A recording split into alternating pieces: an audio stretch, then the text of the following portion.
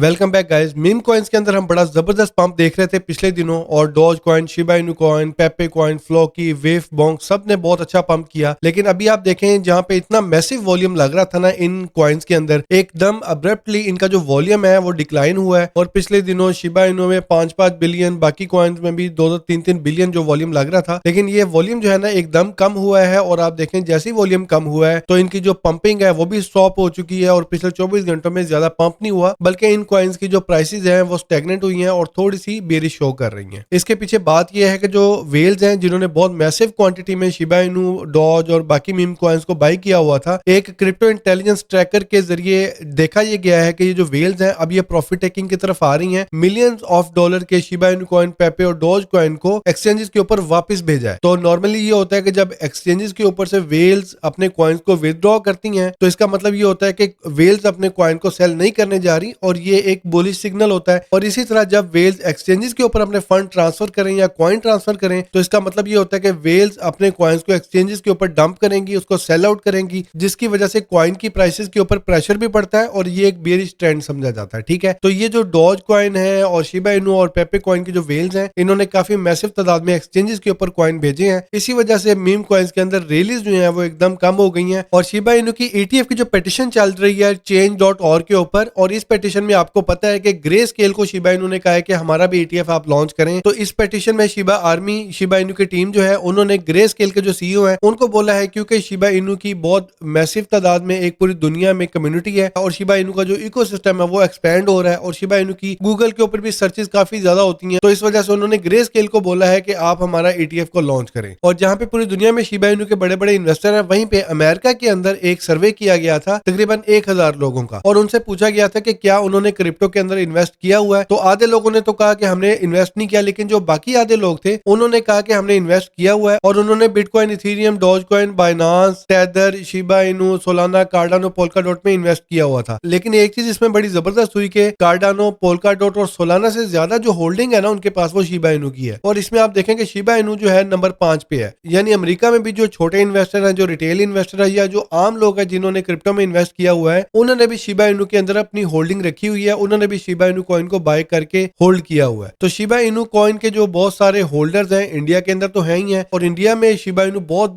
बड़े लेवल के ऊपर ट्रेड होता है। वजीर एक्स के ऊपर 2023 में बिटकॉइन के बाद जो बड़ा कॉइन ट्रेड हुआ था वो शिबा इनू हुआ था। तो अब आप यहाँ से देख सकते हैं कि शिबा इनू सिर्फ इंडिया में ही नहीं बल्कि पूरी दुनिया में भी पॉपुलर है, और अमेरिका में भी लोगों ने काफी बड़ी होल्डिंग की हुई है शिबा इनू की। और 2-3 दिन पहले शिबा इनू के तकरीबन 13 बिलियन कॉइन्स बर्न हुए थे। Again 385 million Shiba Inu coin burn हुए हैं। और शिबेरियम के ऊपर जो K9 का प्रोजेक्ट लॉन्च होने जा रहा है, तो K9 का जब टोकन लॉन्च हुआ था उसके बाद इसने काफी अच्छा पंप किया है और इसने 2 दिन पहले अपना ऑल टाइम हाई लगाया है तकरीबन 3500 पॉइंट के पास। और उसके बाद पूरी मार्केट में जो करेक्शन आ रही है, अब इस टाइम लोग बड़ा पैसा जो है वो आल्ट कॉइन और बिटकॉइन में डाल रहे हैं। तो इस टाइम जो मीम कॉइन है वो इसीलिए स्लो हो चुके हैं। और पिछले दिनों में आपको दिखा रहा था कि ये जो आल्ट कॉइन का सीजन का जो नंबर है ये 70 के पास पहुंच चुका था। तो काफी जो आल्ट कॉइन है उन्होंने बिटकॉइन को आउट परफॉर्म किया था, लेकिन अब बिटकॉइन ने जब से अपना ऑल टाइम हाई ब्रेक किया है तो बिटकॉइन ने बाकी कॉइन्स को पीछे छोड़ दिया है। बहरहाल हम ऑलरेडी एक बुल मार्केट में चल रहे हैं हाविंग से पहले, और मीम कॉइन का जो सीजन है उसमें भी काफी बड़ा वॉल्यूम लगने के बाद, काफी मैसिव पंप करने के बाद मीम कॉइन्स भी इस टाइम नॉर्मल हो गए हैं।